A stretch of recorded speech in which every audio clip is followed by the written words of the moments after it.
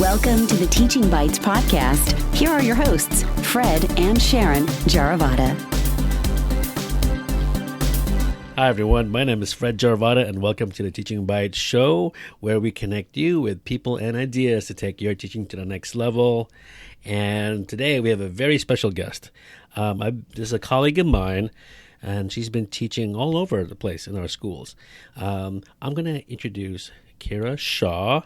And, well, first of all, good afternoon. Good afternoon. How are you? I'm doing well, although I need coffee now. This is the afternoon coffee. Yeah, it's about that time. Your body's telling you it's almost 2 o'clock. Right. So, okay, Kira. So why don't you go ahead and introduce yourself. Tell our listeners your origin story and how'd you come to this point in the universe? Sure. Well, I didn't start off being or wanting to be a teacher. I kind of took, a detour of sorts. I was born and raised in California.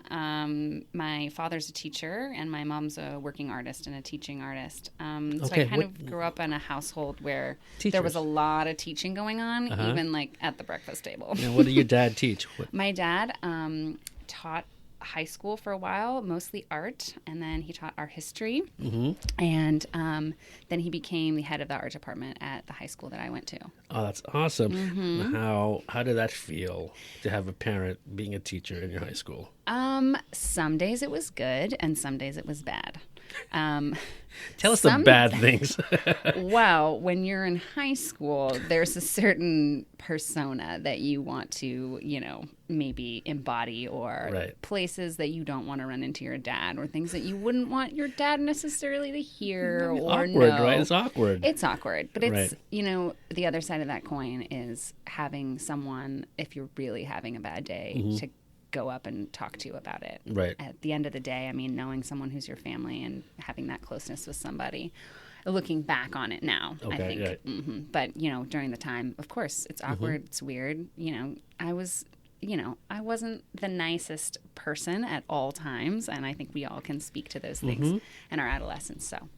So, keep going. Yeah. What's your journey? So, I went to school for theater arts. So I went to school at UC Santa Cruz, and I got my BA in theater arts, and I did a lot of playwriting. So I wrote a lot of the time. But I also did a lot of acting, and they kind of make you do everything in terms of being involved in the theater. So you get a little bit of an appetizer sampler platter. But after I graduated, I moved to San Francisco, and it was 2008. It was the start of the recession. And I distinctly remember at our graduation speech, 2 words: good luck getting a job with theater degree. But, I would think I was optimistic, and part of that comes with being naive. And I moved to the city just thinking that, opportunity would knock at my door, and everyone else was kind of going to LA to do that whole scene, and I wasn't into that. So I ended up, just started working and acting full time after work hours ended. And after a while, I kind of got to like my mid-20s and was kind of like, what am I doing with my life? People of my age had already had, careers that were flourishing. I hate those kind of people. I was like that too. I know. I was like, can't I just stay in Neverland forever? Right. This is so much more fun. But I went back to teaching theater, which is something that I did in college. So I went back to teaching theater camps and teaching theater, and that sort of spiraled and rubber band balled into where I am today with my master's degree in teaching credential and teaching for 5 years in the classroom. So I don't want to ever say that I got a degree that I'll never use, because I truly believe that teaching is a performance art. And there's so much theater that goes on when you're in your day-to-day. Keep going with that. Yeah. Keep going with that. So when you are teaching, you have to know your audience. You have to know where your kids are at. You have to know their needs, their differences. You have to be engaged and let them stay engaged. All these things are such important facets of theater that I learned and strategies that I learned that I get to apply. You have to act like you're really into it, even if you're not. If you're teaching the most boring social studies concept, you better get up there on stage and act like it's the best thing that you've learned. And, they're going to play along with you. And that's only going to benefit you. So I try to use all my theater experience and, like you said at the start of this interview, everything's on the fly when you're a teacher. Right. So that's where like things and skills like improv really come into play, because you've got to be ready for that one student to raise their hand and throw you way off course, and you got to roll with it. It's not on a curriculum. It's not on a lesson plan. It's not there. Yeah. Right. Yeah. And a lot of it, how much percentage, if you can this thing, like you can quantify it, it's improv. Even though you write everything out, you anticipate all this out. I think you better shoot for like 30 to 40% being improv. I mean, I think you should have a skeleton of what you are going to teach each day, or definitely where you want the kids to go with you and where you want to take them.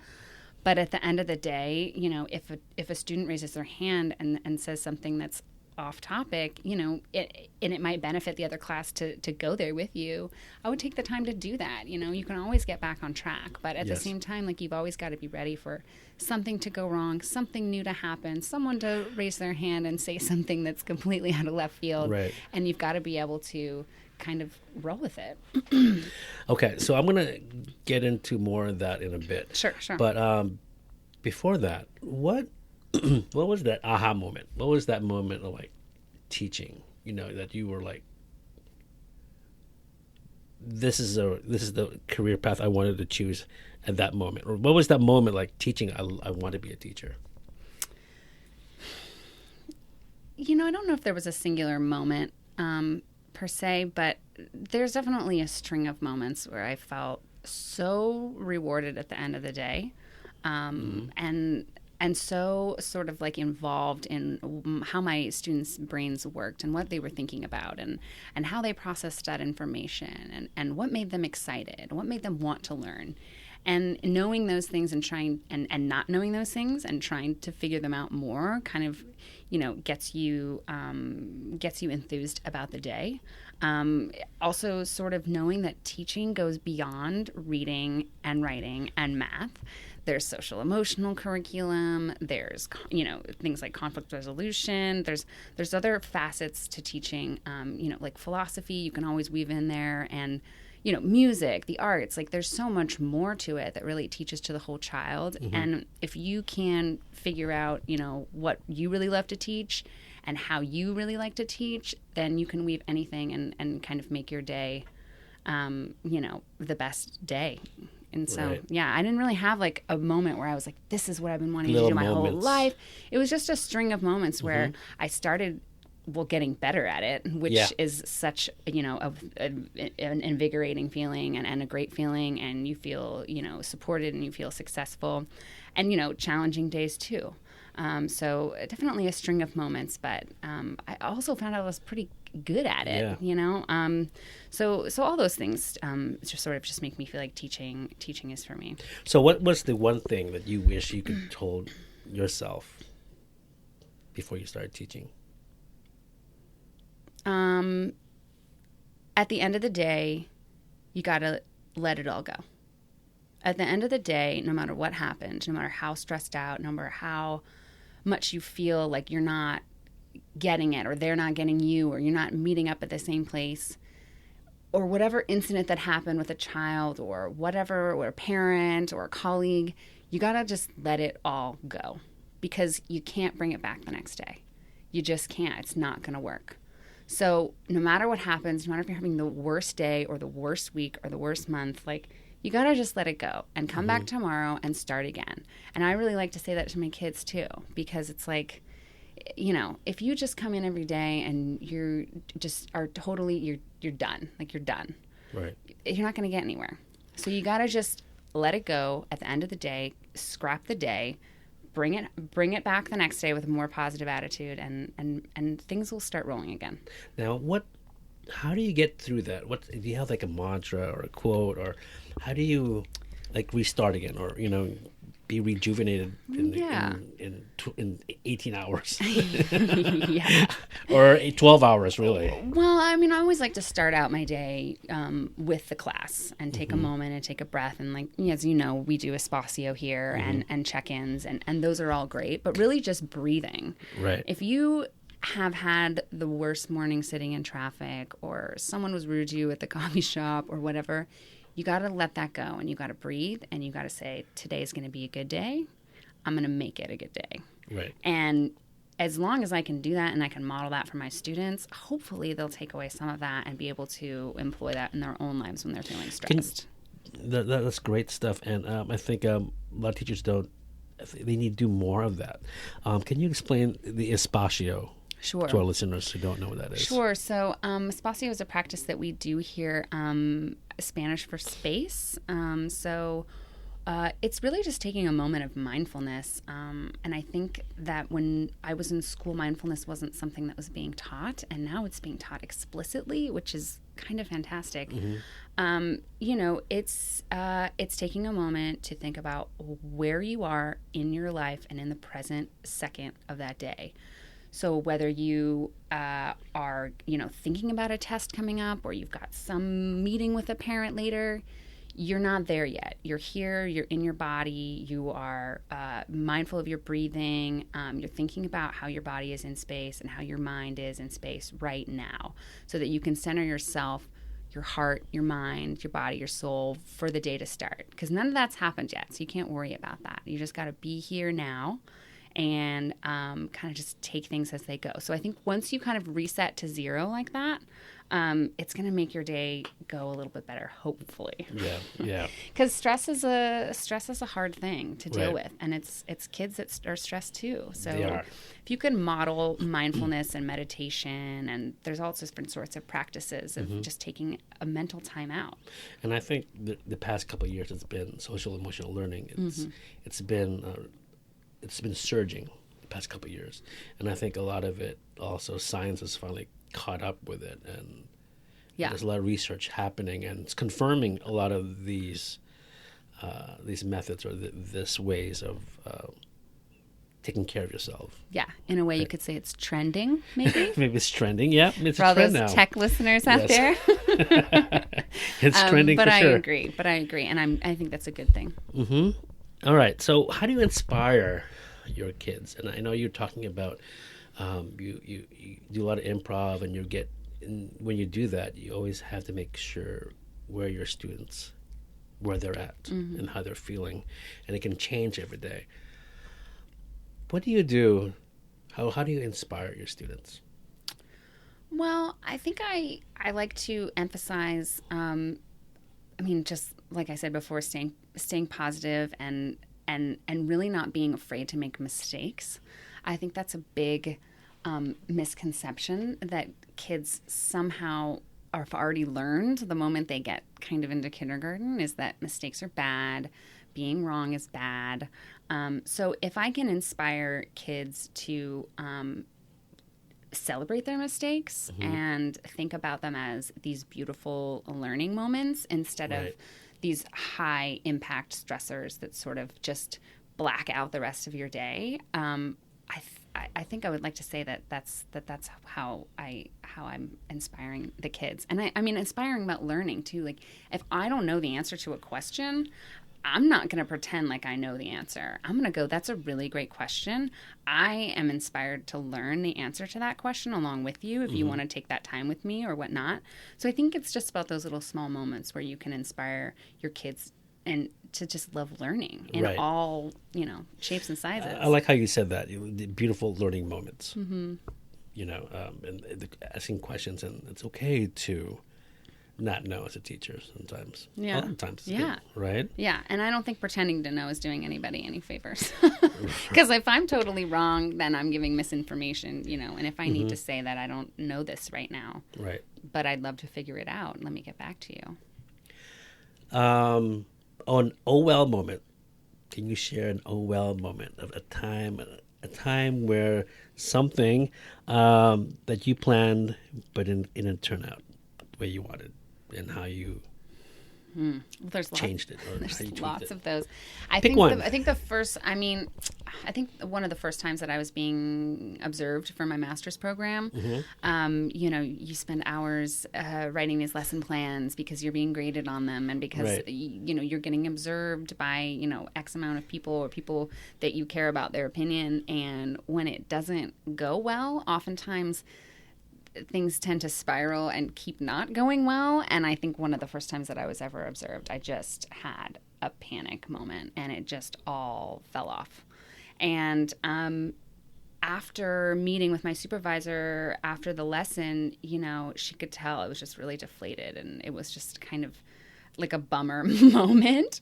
And I think that she said something to me that was just like, that's happens all the time. You know, you can plan, and sometimes lessons aren't going to go well. Right. They aren't going to go well. There's things that are going to happen. And, you know, I kind of just have to, you know, I don't know. What happened? Was it the kids not responding, or they weren't getting it? It was just being a new teacher and not knowing how to, you know, okay, the directions weren't explicit enough, or Right, the way okay. that it was structured, or you're not quite hitting this learning objective, Right. and just being naive about certain things like that. And then all of a sudden being mid-lesson and knowing that you're being knowing that you have no idea what Finally, you're doing. you realize, like, what am I doing? Right. No idea. And then it realizes Somebody's watching you doing this. and then you're like in this mind movie where you're watching yourself just fail. And, you know, those are hard. But like I said, I've learned that when those things happen, you just have to say, oh, well, it didn't work out. Right. I'm going to try it again. I'm going to really look at what I could have changed. I'm going to really listen to feedback, which is something that I had to learn how to take really well. It did not come naturally to me to take feedback really well. Right. And I think the more that I practiced that, the better I was able to cope with those oh well moments. And they became the oh well moments Right. instead of like, I'm going to go crawl in a hole and not come back.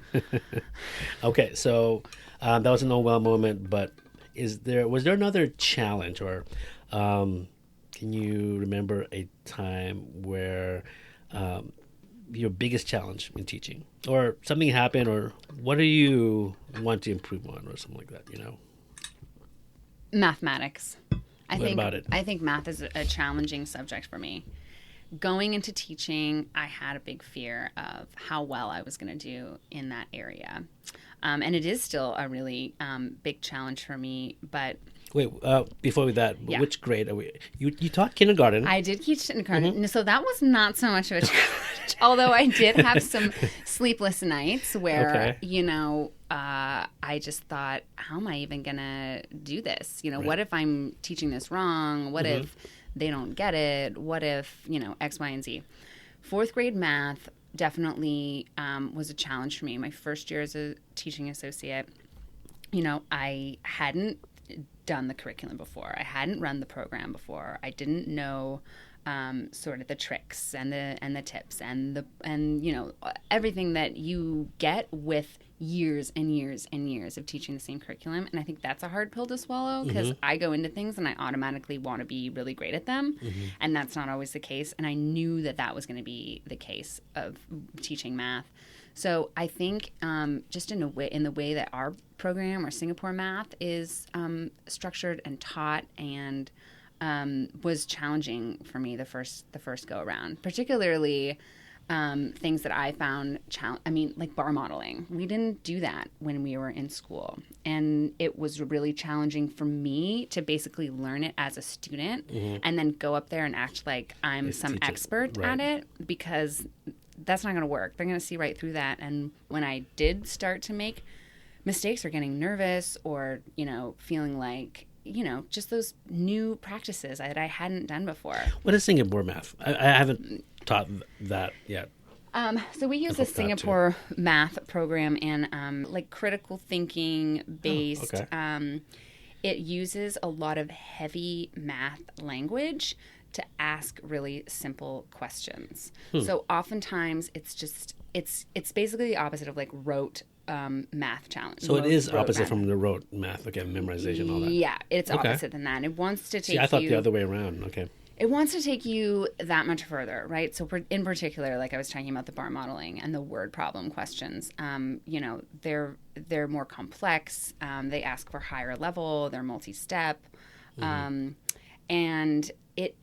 But one thing I do, which I thought challenging before I started, and now I like about the program, is that every year it kind of starts at the same place, no matter what grade. It starts at place value. So even going into 4th grade, it's going to talk about place value. It's going to talk about, ways to express numbers. And then it's going to quickly spiral up. Okay. So it's going to get there, but it's always going to tie in things that it just did. So there's place value, and then it gets into, multi-digit multiplication. But it always kind of starts from the same level, and then it spirals up. Okay. Yeah. So what's the next? So that's a challenge. So yeah, what's your tweak to it? Doing it again. Keep doing it again. The second time a year, the second time that, my second year in 4th grade, approaching it, knowing what's coming next, knowing, it's not the best at knowing that the answers to those problems, because I had taught them before, knowing what works or what worked for kids last year in terms of how to approach this problem benefited me. And then I got it. I was like, okay, I get this. Once I do this 2 or 3 times, it's going to be fine, right? Because I'm going to understand what the program is asking of my kids so that I can get there with them. Right. It also has lots of challenging enrichment and then like reteaching strategies for kids at different levels. So there's always, something new to find out, and it still is a challenge for me. But I have always, now what I do is I do the problems before the class comes into the room. So I work through them, and even if I struggle them, I try to make a note. Like, I struggled here because of this. Because if I can help those struggling students, I can be like, when I did this problem, the same thing happened to me. And I thought it was this, but then I had to go look back. And then, of course, having the teacher's manual and having the answer, where you're going to end up. But I don't care about the answer. I care about how you got there. Right. I care about the journey. And you show that to the student. You can actually empathize with them. Like, I was there just now, right? Yeah. And I'm such a more literary-based thinker because of my playwriting and because I enjoy books so much. I always think about math in a story form. So word problems, always make it a story. Even regular, just like 1/4 plus 3/4. Make it into a story. Make it a story, yeah. Fractions are great for food and pizza and things like that. Cooking, so anytime that you can really take it out of this sort of like, these numbers are so scary hard math, which some kids just are so fixed on, the better it is. Right. So you mentioned that you love books. Which books do you draw inspiration from? Books, music, whatever. Something outside of teaching, the profession teaching. Yeah. What are your favorite books out there? Well, obviously I read a lot of plays. So, I think some of my favorite books, like for one example, Great Gatsby, one of my favorite books. I've read it a million times, and there's always something else I can find in it. I also do enjoy books and movies and their parallels. I really like to get into that. Obviously, favorite movie. The book's always going to be better. Oh, that's an impossible question to answer. Right now. Probably Romeo and Juliet, because it's my favorite play. Which one? Oh, the play. Okay, the play. Yeah. Okay, not the Leonardo. Well, that's the movie, but that's the movie, play. Right? Yeah, the play. Yeah. Well, the play was my favorite one because I always had to dissect Shakespeare in college, and that was always sometimes like an arduous task. But at the end of the day, I really liked that it was sort of like a code that you had to decipher, and then trying to spit out lines for people, and they're like, "What?" And I'm like, Shakespeare. So definitely Shakespeare's a big one. Favorite movie? Like I said, Romeo and Juliet, I really liked that one. I think I'm a Leonardo DiCaprio fan. I think you? That's I need to go see The Revenant because I have that on queue. I haven't seen that yet. Okay. I gotta check that out. I like sappy romance. I like real sappy. I love to cry. I'll cry at a Kleenex commercial. It's bad. So the Wells Fargo commercial gets me. The Apple commercials get me. I was like, oh my God. And then it's an Apple again. I'm like, oh, Apple. Done it again. I love those Budweiser with the horses, with those horses. I'm like, oh, with the Dalmatians. Oh, okay. Yeah. Favorite movie is a hard one to answer. Okay. I just have so many. Princess Bride. Oh, yeah, that's a great classic one, right? That's a classic. I just saw that the other night. That's why. Yeah, that's a great one. I think Pixar does a lot of great stuff. We just saw. I took my boys. We just saw a movie last night. The the Pets movie, The Pets That Come Alive. No, not the other one. No. Not that. The other one. Finding Not Nemo, Dory. Oh, yeah. That's good. How was it? That's good. It's a really good movie. I really liked Inside Out, and I think it's great what they're doing with animation these days. I like TV shows too. I watch a lot of TV. Favorite TV show? Pick one. Survivor. Oh, okay. Survivor. Would you like to be on Survivor one day? No, I think I'd be very terrible at it. However, my fiance is one of those people who you would want on your team. Yeah. Like, he knows how to make fire. He knows awesome, how, right? all the things about how to clean your water, or just like tips about like survival wash stuff, right? out. Yeah, like wash out a gouge on your leg from whatever. Wow. So when the apocalypse comes. I know. I'm like, where's the That's a good man to coconut be water? All right. So, favorite tech tool? As teaching? an app or just using Whatever. iPads? What do you use that helps you be productive? When I read this question on the interview, I thought tech is something that I do lack in using. I need to use it more. However, some teachers and my master's program introduced me to a lot of great apps for learning, Book Creator, Explain Everything, math apps that can differentiate or figure out, what level a kid needs to be on. It's also, I think, just the display of having an Apple TV is such a game changer. I remember being in school and having those projectors that were just terrible, and the expo markers and the plastic, screens. I just think I'm so glad we're beyond that at this point, because especially just for as simple as it is, seeing the board, or seeing what the teacher is doing, or being able to model something really fast just by turning on your camera, and then they can see your writing process, or they can see your thought process, or they can see how to take notes with a social studies camera notebook. that projects, right? Yeah. That Or everyone can see, on Apple TV, or Apple TV, project anything that's really big, because I think so many kids do miss things because they can't see the board. Right. And, so I think it's a game changer for sure. I wouldn't say that I have a favorite one. Like I said, I need to do more exploring, and I need to do more experimenting. And my initial thought when I plan lessons is not what tech tool am I going to use. You shouldn't be. Yeah, Right. It's not the tech tool. It's the learning goal first. Right. It's always learning goal first. Right. So where do you get ideas from? Ideas for Teaching. other teachers. Other teachers. Other teachers, I think, are a big inspiration. I think one of the best things that I was able to do during my time here at Convent was observe other teachers. And, it doesn't have to be your grade level or your subject. I think that there's so many skills and strategies that the teachers here and other teachers in general have to offer, especially if you've been in the game a lot longer. You have such a wealth of knowledge to see, even just by observing 1.5 hour lesson. Right. So And what are you looking for? The big things, or the small details of what they do, or I think I like the small details, and I like takeaways that you can go, I can use that tomorrow. Right. No problem. It doesn't need to be some big, existential, awakening that you got from the lesson. You don't need that, You don't need that. You need, at least maybe 3 to 5 takeaways that you can say, I want to do that tomorrow. I want to do that next year.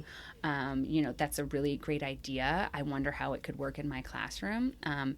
And that's really what inspires me. I think I get sort of like a rejuvenation when I walk into another classroom and see a teacher who's doing a really awesome job. That's good. Try to take notes, observe, learn from others. That's great. Yeah. So, how do you get through your day? How do you get through the stresses of the day? And I know you said you have the Espacio, you use that. How do you go beyond that? Or what other tools or what other ways do you just let it go? Besides coffee? Caffeine is a favorite drug of ours, yes. You I know, always had a coffee. I have my little IV behind my desk. My kids are like, why do you have that?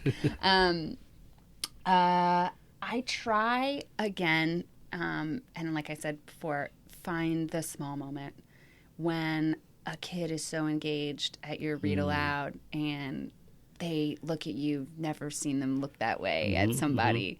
When somebody gets it, when there's light bulbs and it's a physical, like, kind of moment, that really feeds my soul for sure. So, like I said, even if you're having a really hard day, try to find one moment, and trust me, it'll be all worth it. Right. Yeah. Okay. So I know, can you quickly talk about what you did beyond the classroom? You did something for our school, something amazing also, and it has something to do with drama. Yeah. So I was really excited this year when the opportunity arose for me to sort of dip my toe back in the theater pond. And I was asked to direct the fall play and the spring musical for 7th and 8th grade. And it was definitely one of the most rewarding experiences this year because in past years here I've been going to grad school and my days have been really busy, and this year I said I want to do something else, and I really hope that that something else is something to do with theater. And it just so happened that that opportunity sort of fell in my lap. And for the fall play, we did a play called 60s Mania, which was really great. It was like this family, one room, nonstop laughter, taking place in the 60s with the Beatles craze and raising a couple teenage daughters. And it was hilarious. And then in the spring we did Grease Jr., which is of course a classic, and everybody comes out for the songs, and it's so fun. And I'm so blown away by the talent of these kids that are so young. Just watching them just inspires me and feeds me. And it was so great to be able to do that and work with other musical director and choreographer who are so talented that helped me sort of puzzle piece everything together. Because like I said, I come from a straight acting background. I never auditioned for musicals because I was terrible at them. And I didn't feel like I had like a musical theater, skill. Right. So I always did comedy, and I really was attracted to drama too as well.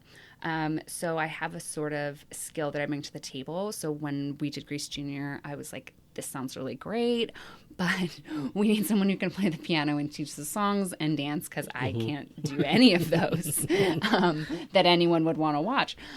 So it was really nice to be able to collaborate with people. And Kelly Mullen actually helped me out too as our assistant director, and she's so great and organized and fun. And it was really great to be able to do that. So I'm really excited that it was well received too as well. Yes.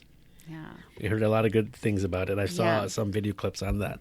Good stuff. I'm excited for where the drama program will go in the future here. I'm hoping that it does begin to flourish, and that hopefully maybe one day there'll be a drama department and a space for kids to take extracurricular drama classes, write their own plays, maybe even an original play that someone puts on here. I think that would be a great opportunity, because, like I said, these kids are beyond talented. It's insane. Okay, so what's your ta-da moment? Would that be a ta-da moment? I the think play so. and, I think so. I think musical. I think when it all came to a close and I realized that, I can still have theater in my life.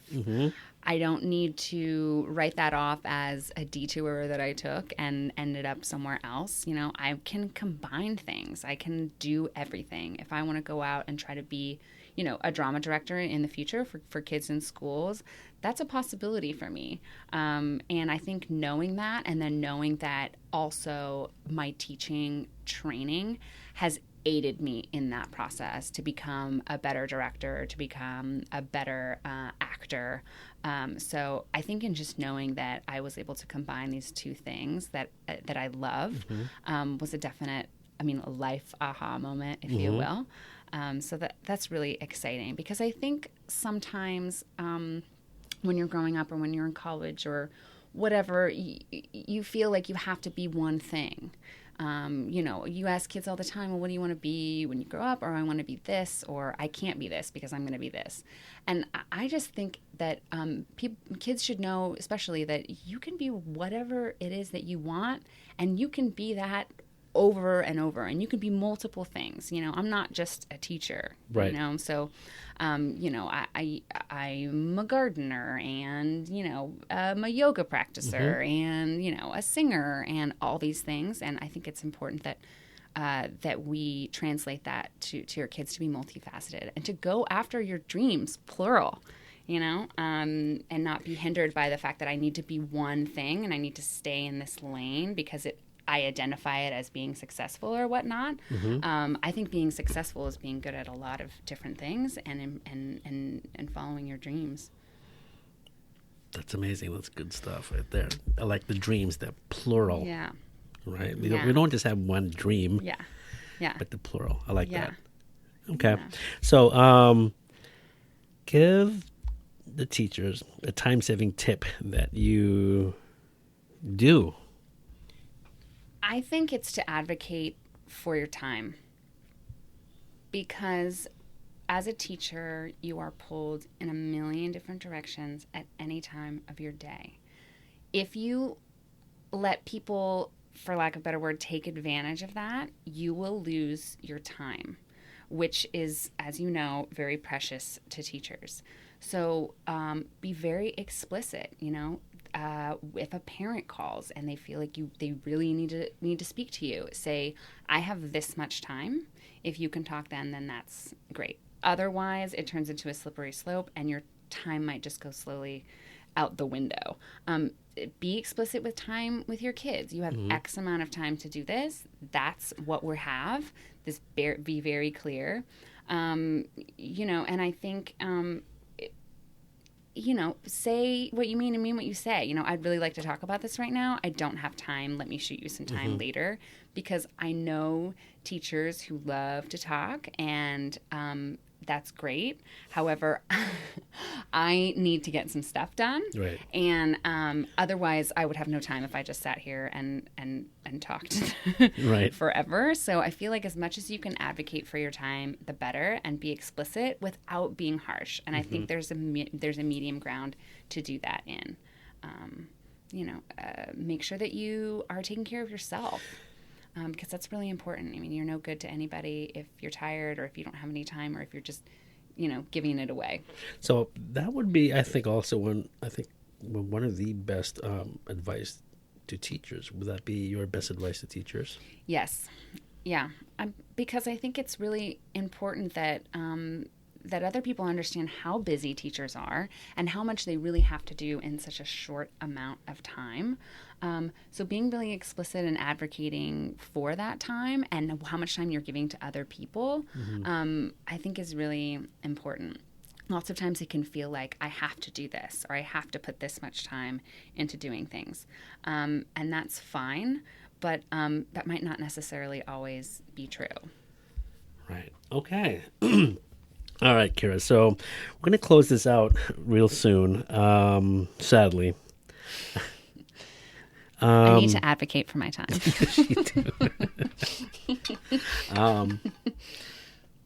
What new project? What's the story of the future for you right now? What's your next step? Yeah. So what are you excited about? I'm excited about a lot of things. I'm about to go through a pretty big life transition. I'm getting married. Congratulations. Thank you. And I'm also moving out of San Francisco. Congratulations. Thank you. Which is a bag full of emotions every day. There's a lot of nervousness. There's a lot of feeling of loss. I mean, I've lived here for 7 years. But there's a lot of things that I'm looking forward to. I'm about to move to a very small town with a public schools system that has a lot of public schools and a few charter schools, and I'm intrigued by the challenge of what that's going to be like for basically having all of my teacher training in an independent, pretty prestigious private school in Pacific Heights in San Francisco. So I am feeling excited about the challenge of being inside a different school community, but also sad to leave all these kids behind and colleagues and things like that. But so going through a pretty big life change is something that I'm pretty excited about. And that's kind of what's on the horizon. I'm sad to see you go. I know you did a lot for our schools, and but you. I know that everyone needs to follow their dreams, with a plural, right? Yeah, exactly. And I think it's important to know as you get older that the only constant is change. So ride the ride, Ride the ride. Yeah. That's the title of this show. Ride the Ride. Is it really? It will be it if you think. Cool. Ride the Ride, Miss Kira Shaw. All right, Miss Shaw. Is there a way for any listeners out there who want to connect with you to get in touch with you? An email, or they can always contact me. Yeah, I can give you my personal email, and then if they want to get in contact with me, they can email you, and then we can connect that way. And I'd be happy to get connected with anyone who feels like they want to chat. Kira, thank you so much for your time and sharing your insights and lots of good stuff. And thank you, Fred. I appreciate it. All right. Thank you. Thank you for listening to the Teaching Bites podcast at www.teachingbites.com.